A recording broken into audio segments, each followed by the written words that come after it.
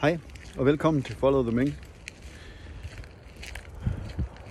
Nu hører jeg om mange, der får medicin mod for højt kolesterol. Og at kolesterol er i og så farligt. Den historie er jo ikke helt sand. Det er bevist i rigtig mange forsøg, at kolesterol er ikke den drivende faktor i hverken hjerte- eller kredsløbssygdomme. Så det, at man får kolesterolsænkende medicin, kan faktisk være mere til skade end til gavn for kroppen.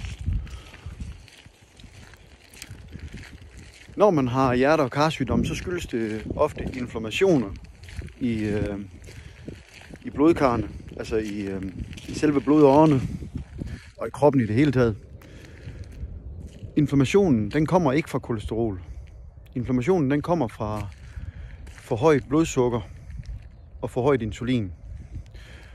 Og det hænger jo rigtig godt sammen med diabetes eller prædiabetes. Det er ikke sikkert, at man er blevet registreret med diabetes, men man er i hvert fald registreret med prædiabetes. Så det vil sige, at man ligger sådan lige på grænsen til måske at være diabetiker.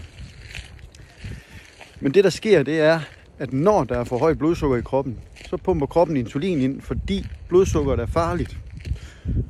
Sukker i blodet, altså glukose, det skaber inflammation. Men det gør insulin også, hvis den er til stede hele tiden. Det vil sige, at for højt insulin i kroppen skaber også inflammation og ødelægger indersiden af blodårene. Samtidig med, så skaber for højt insulin og for højt blodsukker også et andet problem. Leveren, den optager glukosen, ligesom alle andre celler i kroppen gør i den omfang, de kan. Men problemet med det er, at leveren, når den begynder at optage stor mængde glukose, så kan den ikke reabsorbere kolesterolen, som ellers er transporten af den rigtige brændstof til kroppen, altså fedtstoffer. Så de her LDL-partikler, som man siger er så farlige, altså kolesterolpartiklerne, de kan ikke komme tilbage i leveren og blive genbrugt, som de skal, så de flyder rundt i en nu ødelagt blodåre i kroppen. Det er i sig selv ikke så slemt, fordi LDL er ikke skadeligt. Det, der så er skidt, det er, at når der er for højt blodsukker og for højt insulin i kroppen, så bliver LDL-partiklerne skadet. Og de skadede LDL-partikler, de er mindre end en almindelig LDL-partikel. Og de små bitte skadede, altså oxiderede LDL-partikler, de kan sætte sig i den her ødelagte væg i blodårene. Og for så at få endnu mere skade til, så gør kroppen det, at når det sker, så siger den, hov, den skal ikke være her, det er en fremmedlemme, den hører ikke til inde i selve væggen på blodårene. Så går immunforsvaret i gang, og immunforsvaret, den sender makrofager ud, som det hedder. Makrofagerne, de opsluger de her LDL-partikler for at fjerne dem, altså konsumere dem simpelthen. Men de bliver så selv, når de har opslugt en vis mængde af de her små skadede LDL-partikler, til noget, man kalder en skumcelle.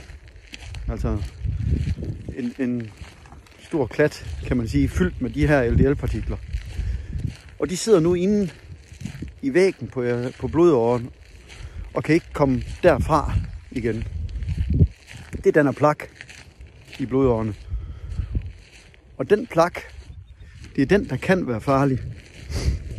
Fordi hvis sådan en plakområde, den går løs, eller der går hul på den, så skabes der med det samme en blodprop.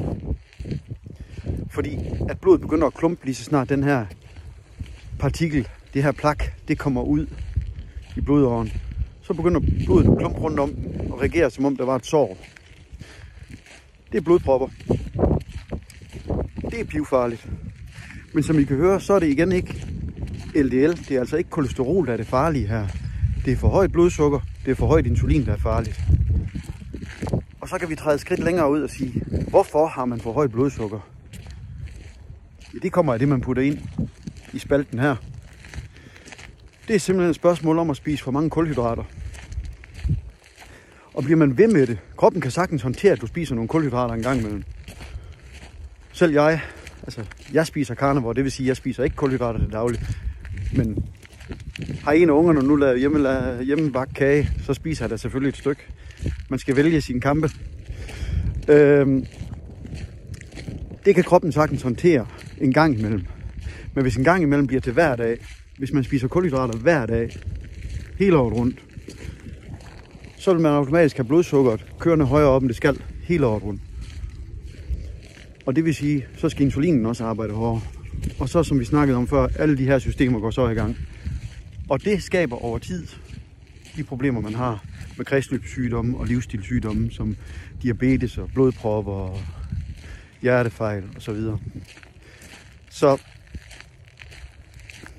sørg for, ja, som sagt, vælg jeres kampe med omhu. Lad være med at spise kage og brød og så videre hver dag. Man kan sagtens spise kage og brød en gang imellem. Jeg er ikke fortaler for, at man gør det. Men som sagt, vælg din kampe med omhu.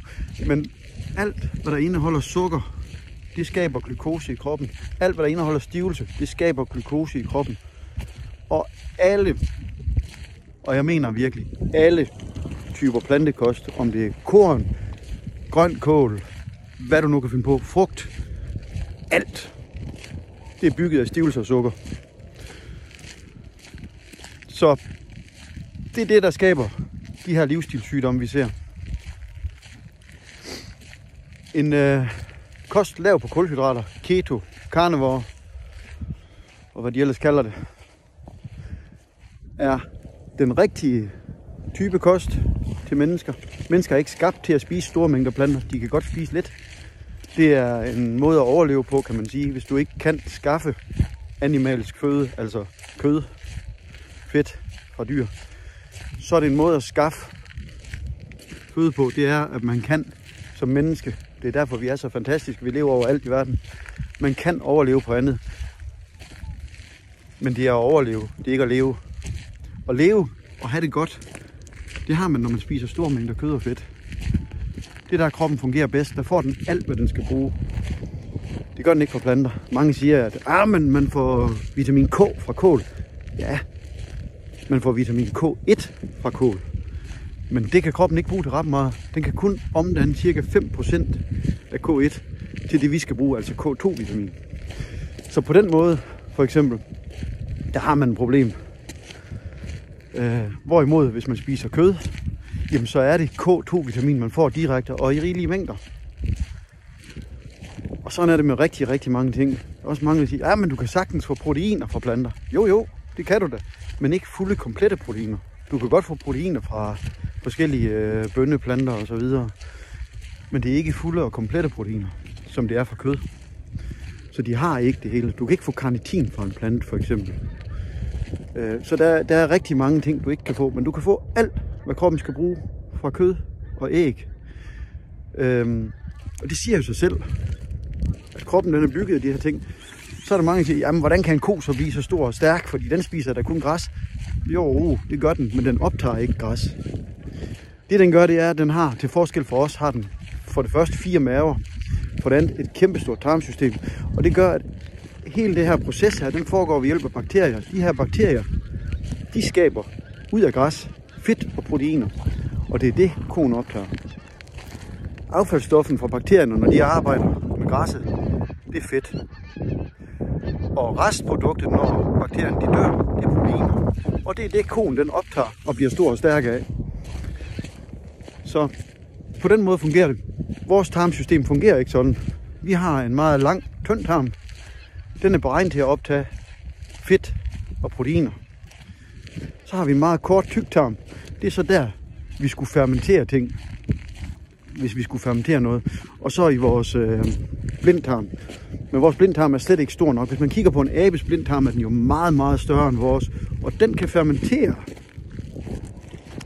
fiber fra planter på den måde og optage fedtstoffer og proteiner fra det. Det kan vi ikke. Vi har ikke rigtig evnerne til det. I meget ringe grad. Men til gengæld kan vi optage noget af glukosen. Vi kan ikke omsætte fiberne, så vi er ikke ret gode til at bruge plantemateriale. Men glukosen kan vi optage. Den gør os så bare syge, hvis vi optager den i for stor grad. Jo. Så kort fortælling om nogle af de her kære livsstilssygdomme, som vi ser i alle vestlige lande.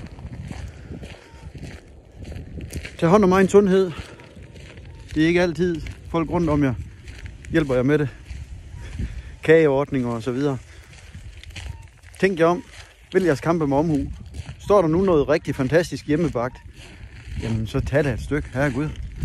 Men er det citronmåne nede for brusen, eller et eller andet latterligt, så lad det være. Det er absolut ikke sygdommen værd. Så, som jeg var ved at sige, tag hånd om egen sundhed. Pas godt på jer selv derude. Ha' en fantastisk weekend. Hej hej.